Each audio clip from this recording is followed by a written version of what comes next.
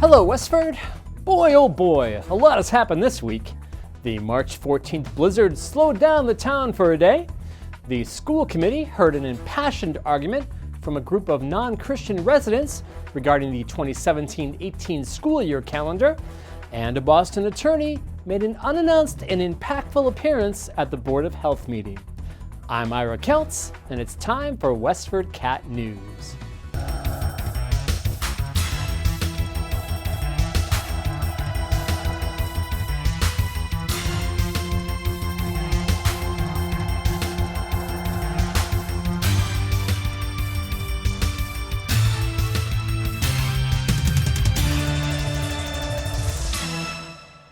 The blizzard of 2017 on March 14th kept many residents inside their homes while they waited out the storm that dumped around 12 inches of snow on the town.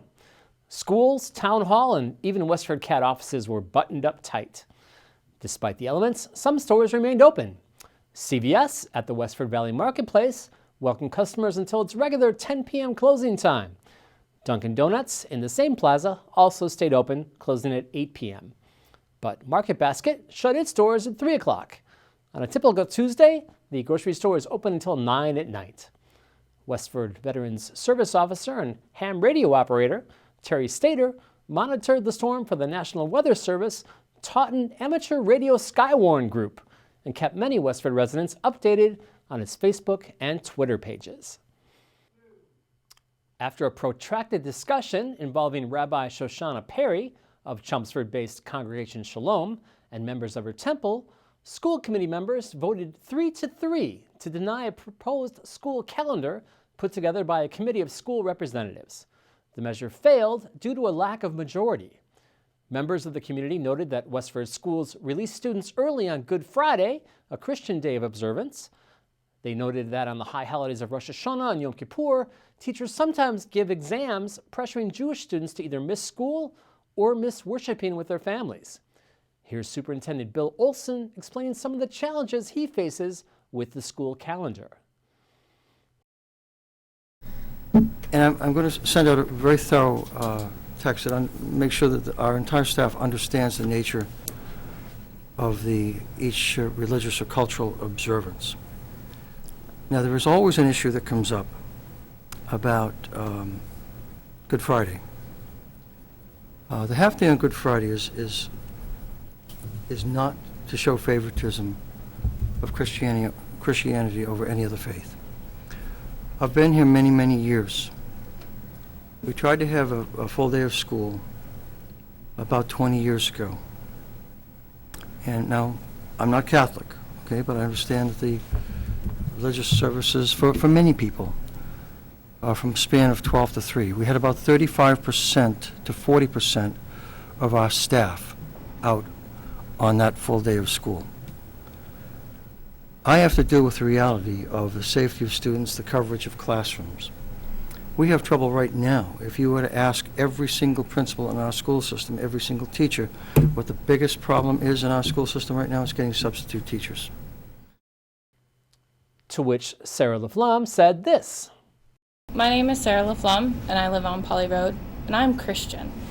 And I disagree with what you said about privileging the Christians in the community. By giving the kids a half day on Good Friday, you are privileging the Christian teachers and the Christian community, and that is wrong.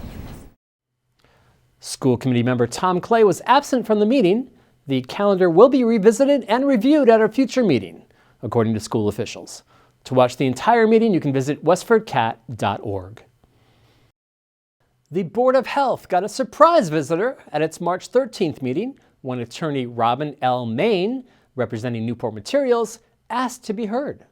Sparks flew when she referenced a cease and desist letter issued by the board's attorney, Orestes G. Brown, regarding soil being delivered to the company's 540 Groton Road site. It turns out some of the soil comes from building projects from Harvard University and MIT and is highly regulated under the Department of Environmental Protection, according to Maine. She wants Brown to withdraw his letter. First of all, not only is the reasoning in his letter flawed because this ordinance is inapplicable, but if we were to cease and desist, that's an interference with our contractual relations with the customers who depend on that facility to accept their soil. And I'm not dealing with just, somebody around the corner who says, I've got some excess soil, take it. I'm talking about Harvard and MIT, who are doing major projects in the Boston area, who have scoped out that facility, scrutinized us, and are depending on us getting material out of the Boston metropolitan area so they can move forward with their projects. Board members listened to what Maine had to say, but refused to comment because their attorney was not present at the meeting. On March 15th, in response to an email seeking comment, Town Manager Jody Ross said Brown had not withdrawn his letter. You can find a video of the entire exchange at WestfordCAT.org. Town meeting is just over a week away, and a review of the warrant articles and petitions suggests there could be a few lively discussions. Those include a request to raise $3 million in property taxes to fund an increase in teachers' salaries, and the application of $6.3 million in community preservation funds to finance a remodeling of the Rodenbush Community Center on Main Street. Then, of course, there's the hot-button citizen petition requesting an amendment in the use of one of 3 agricultural preservation restrictions at 66 Boston Road, where developer Ebby Masaladon is seeking to build a farm-to-table restaurant. The meeting begins on Saturday, March 25th at 10 a.m. at the Abbott School at 25 Depot Street. Principal Assessor Paul Plouffe stopped by the WestfordCAT studios on March 8th to review options for property tax exemptions and abatements and to tell you when your next property tax bill is due. All we have right now that are available, and they're all statutory guidelines under Chapter 59. So we have personal exemptions for elderly 70 and older, obviously exemptions for veteran and blind, and Clause 17D is also for elderly over 70, but for surviving spouses and surviving children or surviving minors. So there are exemptions, and then there are abatements, correct? Yeah, abatements are different. Abatements are if a person is contesting their value on their property. Oftentimes we see people that come in and they want to contest their taxes. Well, we don't really have anything to do with taxes. Our job in the assessor's office is property valuation. So yes, someone's taxes go up, well then the first thing we'll do is they can file an abatement. And it's a very narrow window for that too. I mean, the statutory deadline is January 1st to February 1st. So once those applications come in, then we go out and we'll inspect the properties. And the first thing we're looking for, the more obvious things, is the information that we're showing on our records correct. And if it's not, then we'll make those changes. However, that's a two-way street too. If we find information that on someone's property that we didn't know and they weren't being assessed for, it could actually go up in value. So it could backfire. It could backfire. Very rarely does it backfire, and in which case we can issue a revised assessment and a revised tax bill on that. And so I just want to help you out here. There's a deadline coming up for... There is a deadline. April 1st Okay, is the deadline for all our exemptions, and that includes the CPA. If you need more information about your taxes, contact the assessor's office by calling 978-692-5504 or emailing Paul at pplouffe@westfordma.gov. The entire interview with Plouffe and WestfordCAT News Director Joyce Pellino Crane can be found at WestfordCAT.org.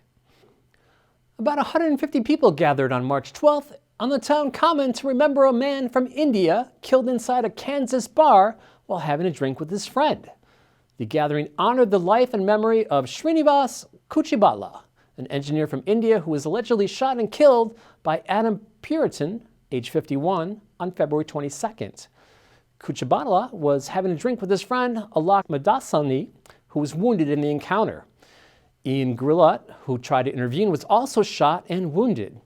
Puritan has been charged with murder and attempted murder, and the incident is under investigation as a hate crime.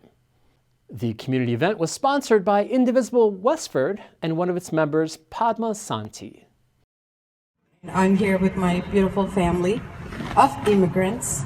I just wanted to say this really makes me very happy to see these many people braving this cold and coming out to stand together and stand against this hate crime trend that we're seeing. It truly is a trend because it's getting upwards and it's scaring me. So I know you're all friends, neighbors, and citizens of this nation of immigrants. And I'm very happy to see all of you and thankful that you decided to brave the cold, give up the afternoons with your family, and join us here. Now that we've all made it through one more nor'easter, here's Giuseppe to tell us what's in store for the upcoming week.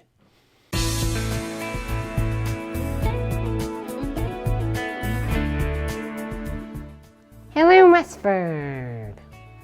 This is Giuseppe with the weather forecast for this weekend and in the week of March 20th. Light snow is on the way for this weekend and maybe a couple of snow melting days early in the week. Here's what's coming up. On Saturday, we might see some more snow showers during the day and into the evening. Accumulation will be around 1 to 3 inches. The high will be 36 degrees and low around 28 degrees. On Sunday, snow showers may linger with some light snow and flurries during the day. The high will be 36 degrees and low of 25. On Monday, there may be some snow melting with partly cloudy skies and a high of 43 degrees and a low of 27 degrees. More clouds will move in to make it a mostly cloudy day on Tuesday. The high will be around a mild 45 degrees and a low around 24 degrees. On Wednesday, the cold air returns and it will be mostly sunny with a high of 28 degrees and a low a frigid 7 degrees. On Thursday, it will be sunny and cold again with a high of 29 degrees and a low of 15 degrees. On Friday, clouds move back in and we may see some snow showers in the afternoon and evening. The high will be 37 degrees and low around 27 degrees. That was your Westford weather. Have a great week, everyone. Here's Rekha Sharma with this week's health tip. Hi everyone, I'm Rekha Sharma, your Ayurveda practitioner, back with a new health tip for WestfordCAT News. Ayurveda is a science of life, helping you heal better and live better in natural ways. Today I'm going to talk about bitter gourd. Bitter gourd is very beneficial in diabetes. The juice of the fresh fruit of bitter gourd is given to reduce the sugar level in blood. It also helps with loss of appetite and digestion. The fresh juice of the fruit is also given to treat anorexia and liver disorders. Bitter gourd helps in eczema and healing of skin. The juice of the fruit is consumed daily to detox the blood, and as it acts like a natural blood purifier. It helps to reduce the weight and cough. Bitter gourd can be consumed as a vegetable by sauteing and frying with onions once or twice a week. You can also have bitter gourd in your juices. If you have any health allergies, please contact your PCP before consuming. I'll be back with the new health tip. Bye for now. Minnie is an 8-year-old domestic short-haired cat, available now for adoption at the Lowell Humane Society. Here's our own Patty Stalker with more information on how you can adopt him or another loving pet. Stop by the Lowell Humane Society on Broadway Street in Lowell and meet some wonderful pets that are now up for adoption. I visited recently where animal caregiver adoption counselor Erin Milligan introduced me to Minnie. So this here is Minnie. She is a sweet girl. She is about 8 years old. She can be a little shy at first, but once she really warms up to you, she definitely loves to be petted and cuddled. She even likes to sit on your lap when she can. She is an indoor-only cat. She is about 8 years old. She came to the shelter about mid-February. Unfortunately, her owner passed away. She came in with another cat. They weren't particularly bonded together, but Minnie did seem to be fine living with another cat. She's looking at the camera right now, but See if I can get her attention. Definitely loves to be petted. I mean, when she's comfortable, she'll sit with you and just hang out with you all afternoon. The fee to adopt any cat at the shelter is $125, and it includes the FVRCP vaccine, FIV test, flea treatment, spay or neutering, a microchip and registration, as well as a collar and ID tag. To learn more about Minnie or any of the other pets available now for adoption, or to find out how to donate, volunteer, foster a pet, or fill their wish list, go to lowellhumanesociety.org or visit them at 951 Broadway Street in Lowell. Call 978-452-7781. For Westford Cat, I'm Patty Stalker.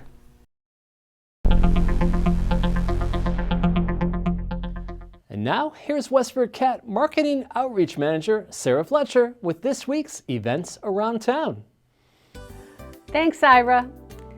The Road and Bush Community Center's third annual Person of the Year event honoring Nancy Cook will be held at the Westford Regency on Thursday, April 13th. Cook has been involved with countless nonprofits and community organizations, including the Westford Council on Aging, American Federation for Suicide Prevention, Toys for Tots, and so many others, giving her time, talent, and expertise to those who need it most. She is currently the Executive Vice President of Concord Oil. Cocktails and silent auction will begin at 6 p.m.